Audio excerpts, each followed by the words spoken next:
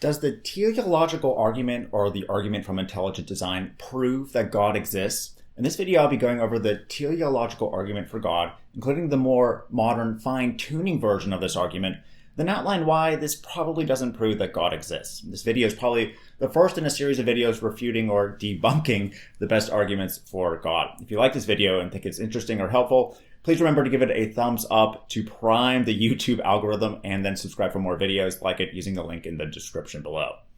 Okay, so first, let's go over the teleological argument for God. This is a type of empirical argument that attempts to identify features of the world that show evidence of an intelligent designer, or God, as the best explanation for those observations. The first serious intelligent design argument came from William Paley, an 18th century English clergyman and philosopher, in his work Natural Theology, or Evidences of the Existence and Attributes of the Deity. His argument goes like this. Imagine you were walking in a field and you came across a pocket watch.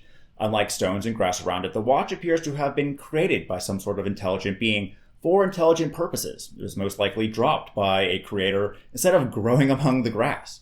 For example, it can keep track of time. It's precisely engineered to do so, suggesting it was created specifically for other intelligent beings. He writes, "Suppose I found a watch upon the ground, and it should be inquired how the watch happened to be in that place. I should hardly think that for anything I knew, the watch might have always been there. Yet why should not this answer serve for the watch as well as for a stone that happened to be lying on the ground? For this reason and for no other, namely that if the different parts have been differently shaped from what they are, if a different size from what they are, or placed after any other manner, or in any order than that which they are placed, either no motion at all would have been carried on in the machine, or none which would have answered the use that is now served by it." Paley then describes how our universe is like a watch, is extremely complex and finally built for intelligent life such as ourselves, suggesting an intelligent agent was behind it, or God. Our universe exhibits the same kind of complexity as the watch, he writes, a reliable indicator of an intelligent designer. Therefore, God must have designed the universe. Paley then writes, "Every indicator of contrivance, every manifestation of design which existed in the watch exists in the works of nature, with the difference, on the side of nature, of being greater and more, in that in a degree which exceeds all computation." In other words, both a watch and our universe share a property in which they are both functionally complex and indicate design, suggesting that an intelligent designer is the most reasonable answer for why they exist. Today, some scientists and philosophers still argue that our universe is finely tuned and had to come from an intelligent agent.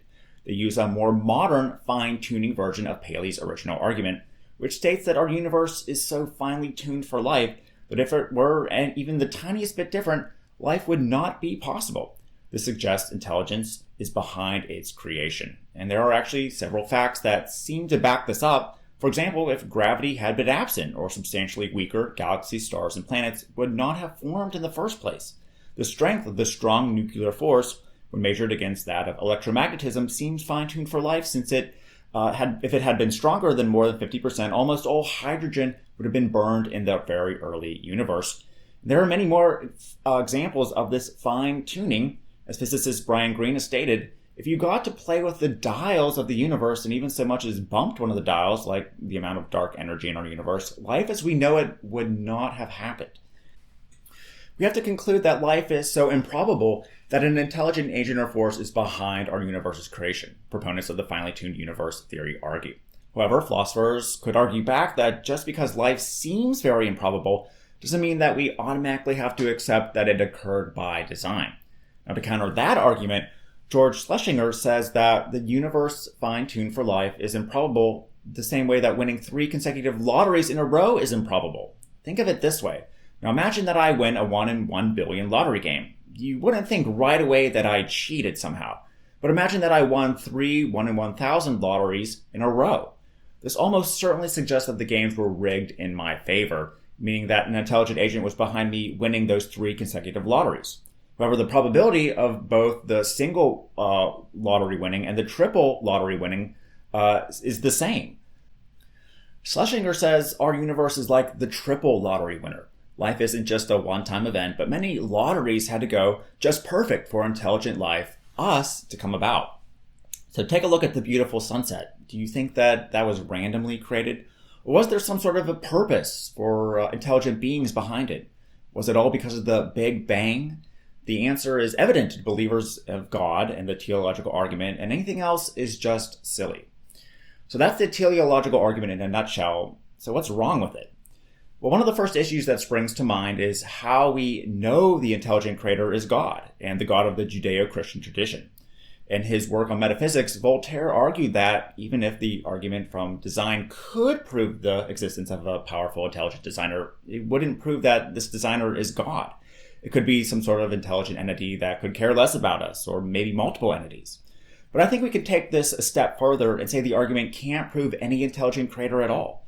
In the case of my fixed lottery winnings example, it makes sense to assume that I cheated or someone helped me cheat those 3 times, as we know of the right kind of intelligent being that could enable this to happen. We have empirical evidence that people who fix lotteries exist. So if we have adequate reason to believe God exists, then the teleological argument would make sense. But the problem is we don't, unlike humans that fix lotteries. And that's where Schlesinger messes up. Design inference arguments like this presuppose we already know for sure the right kind of intelligent being behind the design exists. They alone can't be used for proof that the intelligent being exists. This is reason enough to scrap the teleological argument, which in my opinion is one of the weaker arguments for God. Plus, one could argue that there's no fine-tuning problem to begin with. We need the conditions in which life can exist and a precise definition of life in the first place, which biologists don't have yet. We've seen organisms form in the most inhospitable places on Earth, so who's to say that life won't form in the universe's conditions that are very different? Plus, physicists' best model of how the universe works, the core theory, suggests that there are more reasons than not to believe our universe is just one of many, perhaps infinite universes. That would mean that the fine-tuning results from selection bias, possibly survivorship bias. In other words, only in a universe capable of eventually supporting life will there be living beings capable of observing and reflecting on the matter.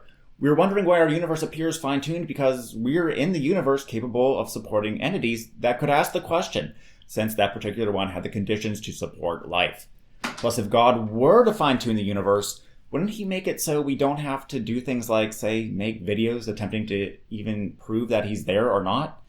For example, it appears that there are millions upon millions of galaxies, and we're not in the center of them. If the universe was specifically designed with us in mind, wouldn't we be in the center of creation? If so, why the millions of unnecessary galaxies and stars? Wouldn't there be things like spirits coming back to Earth confirming that yes, there is a heaven, God is real, so you better be good?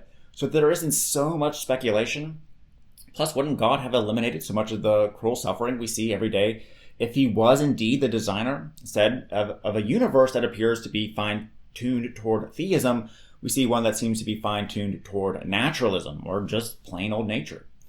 Anyways, let me know your thoughts about this. And like I said, I'll probably be recording more videos refuting the best and most common arguments for God coming up soon.